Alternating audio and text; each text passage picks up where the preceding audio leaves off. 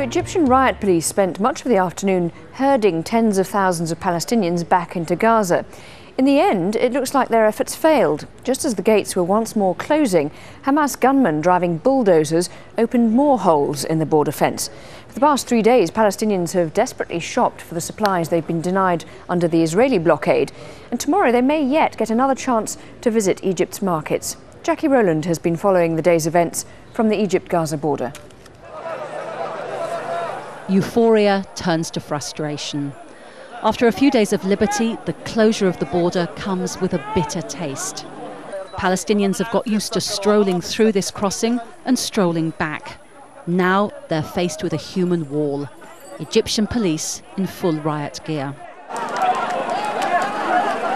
They're testing the resolve of the border guards, pushing them and trying to break the cordon. And the Egyptians respond with the same. Rocks fly into the crowd from the police line. Inevitably, people get hurt. Among the injured, a photographer, guided to safety by his colleagues. The anger and frustration among the crowd is really building, and we've seen it erupt a number of times over the past hours. Palestinians here have had a taste of freedom for a few days, and to have that taken away is almost unbearable. Time has run out for the Palestinians. The stragglers, still on the Egyptian side, are being herded back into Gaza. One last sack of cement for this man. There's a desperation here to get as many goods as possible into Gaza before the border is sealed. They're finding every breach, every loophole, and they're racing against the clock.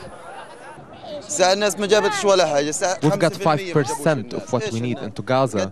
We are 2 million people. We need more.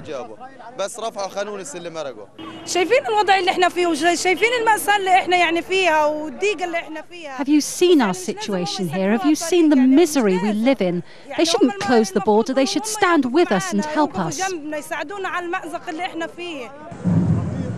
the end, the Palestinians meet force with force. Their weapon, a bulldozer, directed by armed men from Hamas's military wing. It doesn't take long to break through the wire fence, and then there's no stopping them. Torrents of Gazans pour into Egypt. And so, as night fell, Gaza was once again open to the outside world. A victory of Hamas and ordinary people against the Egyptian border guards. But the situation here at the crossing will ultimately need to be resolved politically between Egypt, Israel and the Palestinians. Jacky Rowalnd, Al Jazeera, Rafah.